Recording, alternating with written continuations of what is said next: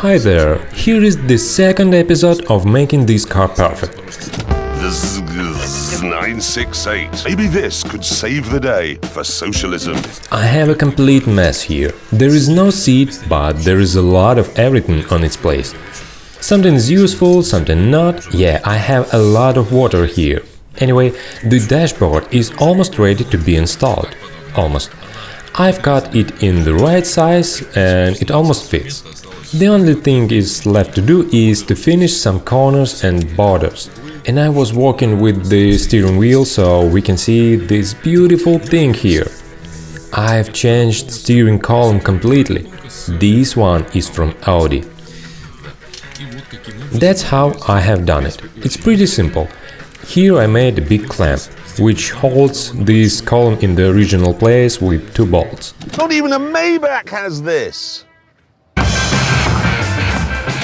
Initially, I wanted to install Audi steering wheel only, but when I realized that if I install the whole unit, I will get a good Audi switch cluster as a bonus.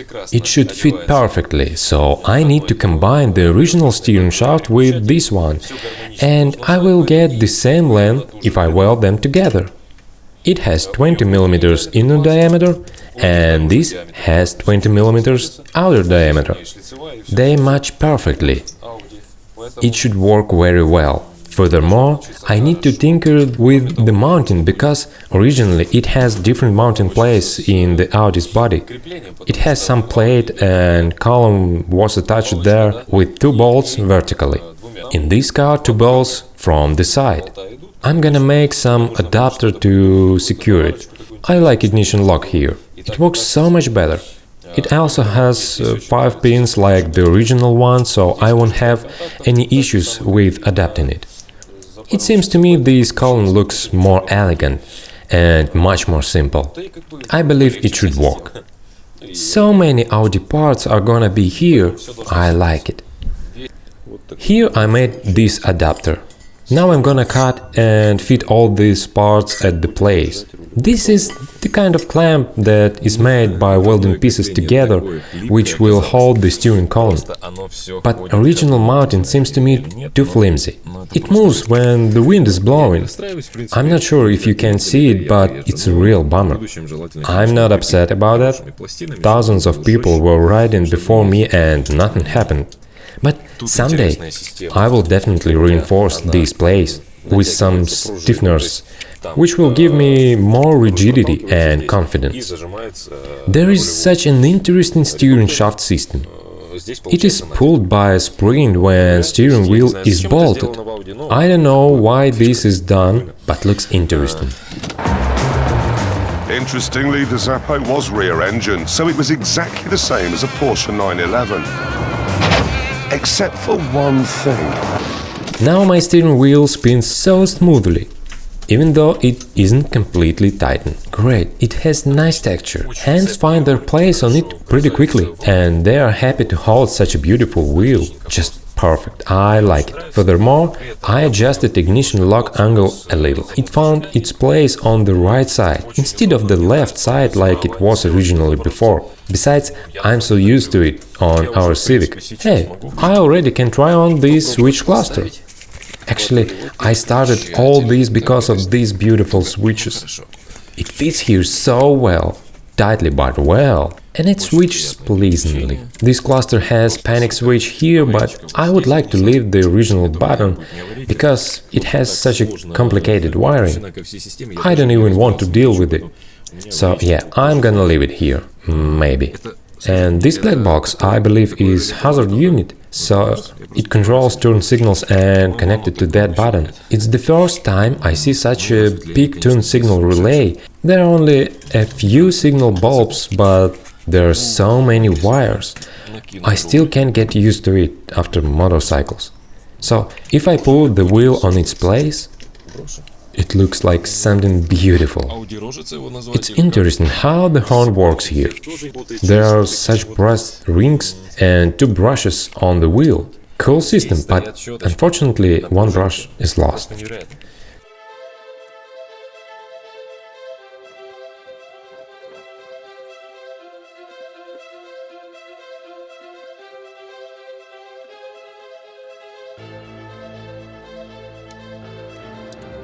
Hey, some spiders were trying to reproduce here. Or it's a mold? No, it's definitely a spider's nest. And some seeds? Yeah, we can see what the previous owner was transporting in this car. It was mainly grain crops. It was hard, but I pulled out the dashboard. Now I need to memorize what wires go where. It's a useful thing when you disassemble something and then want to put all the pieces back together. Okay, now I need to mark them to connect those wires with the new dashboard.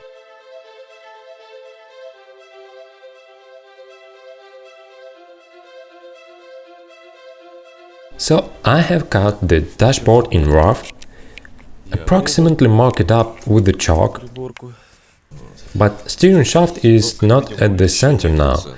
There are about 10 centimeters need to be cut at the right side, and then it will fit here perfectly, I hope. Here I need to cut to these vent holes. The window on this car is much more curved than in the Audi, so I need to adjust this curvature. I chose this dashboard because of this tray here. It's so convenient to have such a shelf in the car. By the way, I have a beautiful mahogany board. It has deep reddish color and nice texture. It should fit here and look great. I have a saw and I have a dashboard. What am I gonna do? Nothing special.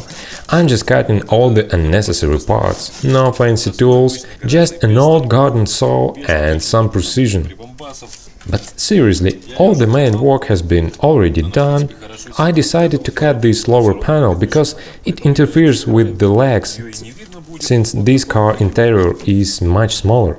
The lower mounting point will be here. Okay, less words, more action. Now I'm working with the new dashboard. I'm trying to adapt it to the original wiring. At the first glance it's overcomplicated, but when I spend some time with the scheme, everything is becoming quite clear. Almost all of these pins belong to light bulbs and the bottom of the dashboard. Almost forgot. Here I installed a tachometer I bought recently. I've been trying to install it as neatly as I could, but I broke some traces. That's okay though. That's how it looks. Tachometer scale was made by me. I printed it on the photo paper. At the first glance, it doesn't stand out at all.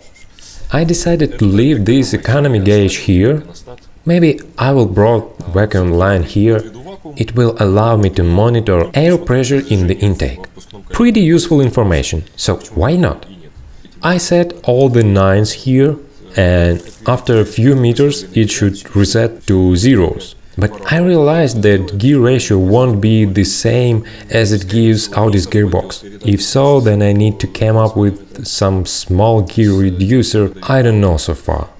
But now, let it show at least something approximately. Oh, the clock is so huge. I haven't seen such a big clock on any car, especially on the dashboard, where tachometer should be. Pretty strange decision, Audi. What's more interesting, there is the same dashboards with the tachometer instead of useless clock. But no, Audi says to you, oh, you chose the lowest trim level car, so what do you want? Or maybe they care about your punctuality, I don't know, but it looks strange to me.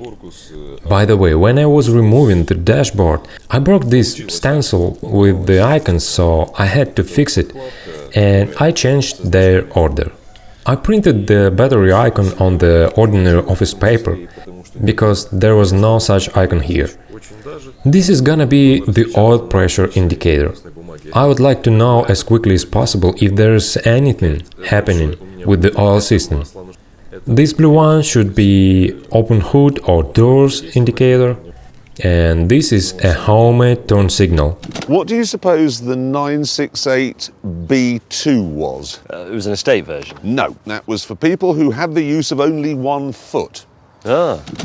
Here is the new connector. All the wires are marked up, so now I need to wet the original wires and this connector. I've just installed and connected new ignition lock. It fits perfectly. But we have a small issue with the speedometer cable. I need it to be closer to the dashboard, and the angle is different, so I'm gonna think about how to put it through another holes. It's a difficult task because the engine is located at the rear of the car. Generally, the dashboard is 80% connected. Indicators are working when the key is turned, and we can see oil pressure and charging indicators. They're super bright. Oh, and fog lights indicator works as well. A small thing, but it's nice. And of course, I have to deal with this ugly original switch unit and attach on its place the new one. Beautiful and shiny. I need to check the wirings, what goes where, and understand how to put this new switch cluster. I was trying on this front panel and I found an unpleasant thing. This hood interferes with the switches, most of it. Of course, I cannot remove it completely, but I have to come up with something. So, we are in my secret laboratory, where experiments on these animals take place. It's so interesting to observe their behavior. So, what I was talking about? Oh, yeah, I spent 2 days to figure out how this cluster works. Unbelievable. So, here I'm watching a movie, here I'm working a little. It was so hard to find nice and proper scheme for Audi, because it was made back in 80s. I'm not exactly thrilled about what I have found, but it's better than nothing. I've been figuring out this windscreen wiper wiring, because I decided to replace the original wiping system completely. Everything, the motor, relay and wires. Also, I wanted to use Audi's turn signal system. It seemed impossible to me, but everything turned out to be much simpler.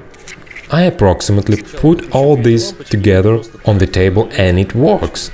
Furthermore, it uses much fewer wires to maintain turn and hazard signals. Switching to the right, it works.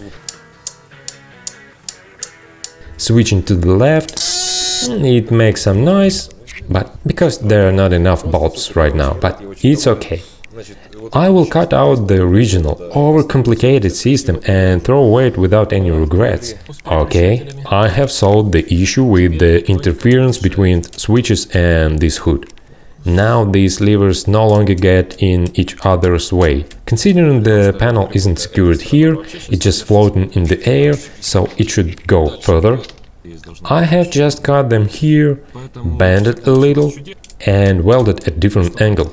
I'm comfortable with it. Okay, here what I have done. I come up with the way I secured this panel.